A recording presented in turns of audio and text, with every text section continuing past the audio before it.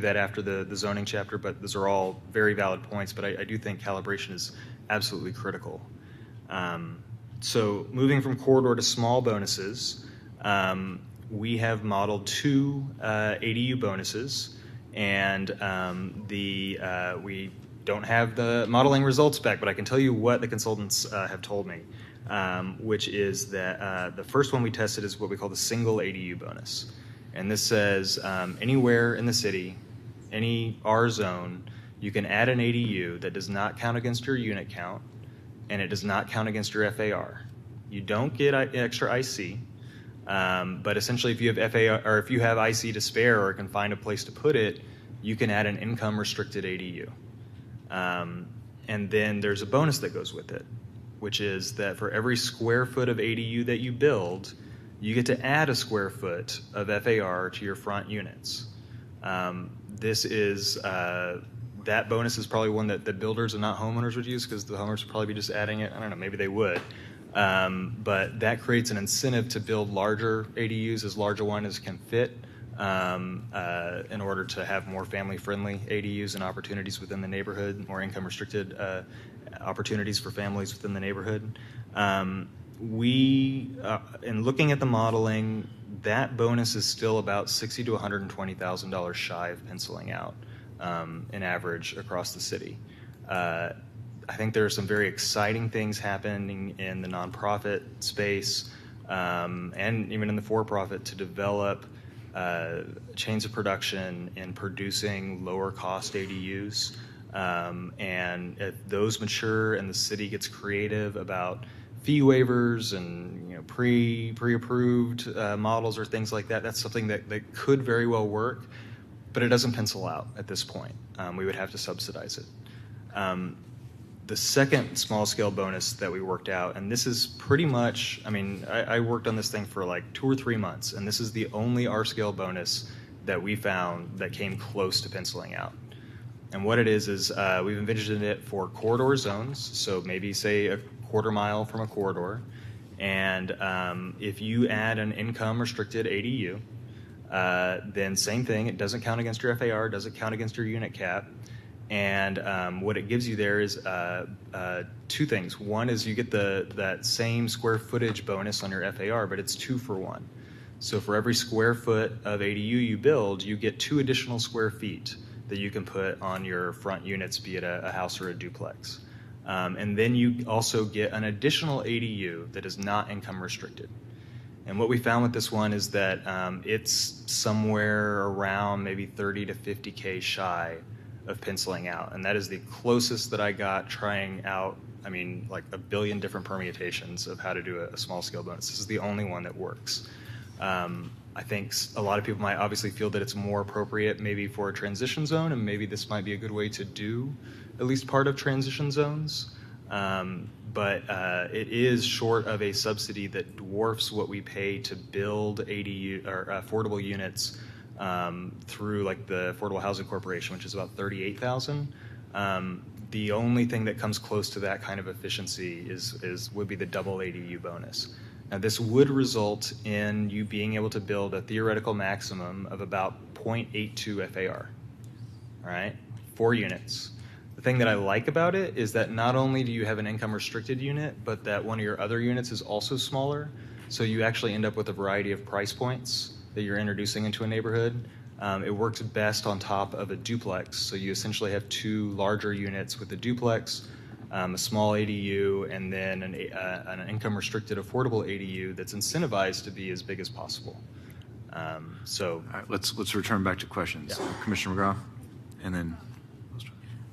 When you look at that, I don't find a lot of homeowners who have the ready cash to go build an ADU, or, in Texas you can't really do a cash out for a second unit anyway, so it's very difficult.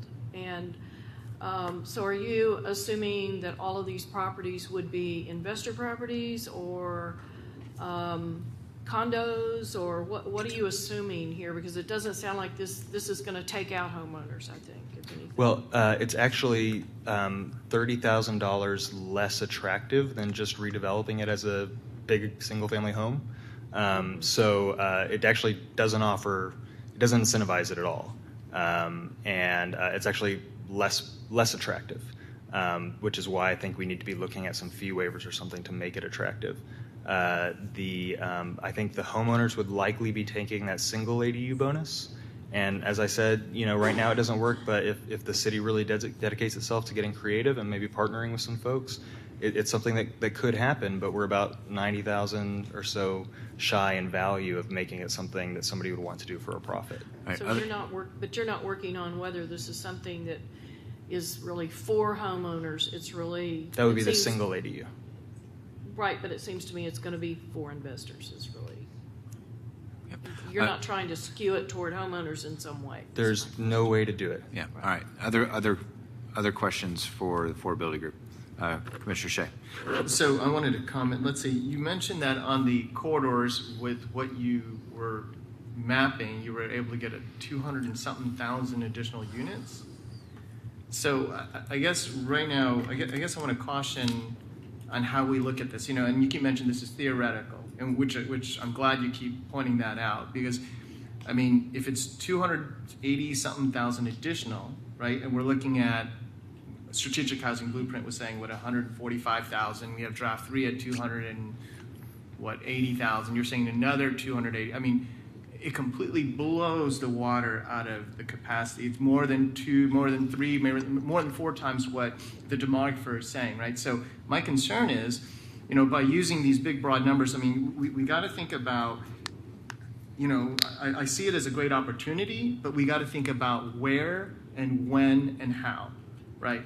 So if we were to throw it all there right now, then we don't even know how things are going to shake up. If the idea of this is to help encourage, let's say, it becomes a tool that maybe we can add the bonuses in certain areas. Let's say, oh, here's a center, that'd be great. We could get it here and invigorate this area, this corridor, and over time over there. I think that would be a great way to help craft the city as we see the needs and we look at the metrics where things are shifting around. But if you just throw it everywhere, a lot of times people just say, hey, where's the cheapest? And they just go over there. What if we need to invigorate one area but not the other? So I appreciate what you've done, but I mean, there's a bigger picture, and I think it's the planning, using this as a tool to understand how to plan this, where, when, and how. And then the other thing is, with the tremendous capacity we have, then why not have the compatibility to help craft it? Because we can afford to, because you have insane amount of capacity now. You can afford to do that. And so then the concern is, as we get to, the ADUs, and I guess the concern I have with the ADUs is, of tweaking the FAR to the point where you're basically blowing this out of the water of what is there, and as the ex-CAG member, Chris Allen was talking about the other night, the FAR helps balances and keep values in check so things don't go crazy on what somebody's valuation, one person's property is, to go haywire because somebody's calculating what they can squeeze out of it. I mean, FAR is there more than just a form. I mean, it affects affordability and helps keep the market. James, this actually wouldn't, because it's a bonus and not a base entitlement. So while maybe on average it would increase values citywide, homes would be compared to other homes prior to taking the bonus. So it actually doesn't affect the evaluation of units. Until it's done, and then as developers come in, they'll look at it and they'll work backwards. Say, all right, I got this. Look at a developer might offer you more, but your tax valuation isn't going to change, and that's another attractive thing about this. I guess I would disagree on that, because not the way the law works. Other questions for the Affordability Group? Yes, Commissioner Burkhardt. Commissioner, on your ADU studies, was it kind of a lack of granularity that causes these to not pencil out? For instance, what if you looked at this entitlement only on properties that back up to an alley? Could you get a little bit more granular, and maybe there is an additional zone that could be developed and it might pencil out a little bit better?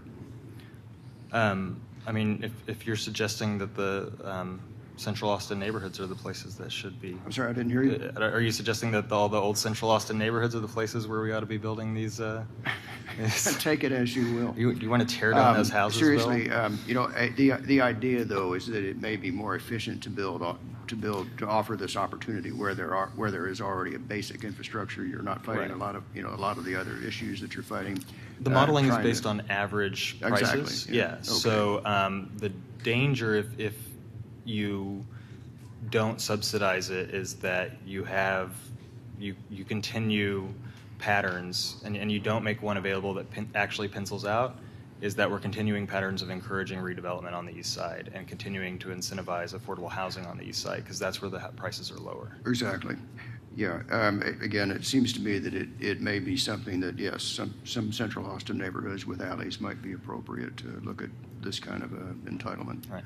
All right, So just to closing close, I comment? mean, I think one of the very interesting things about this is that we have talked about transition zones of some kind, and this is a way to offer a transition between tall corridor buildings and same height. This is the same height as the more residential scale, but to do it in a way that actually brings affordable units into neighborhoods. And we have a shortage of those. That's it. Okay.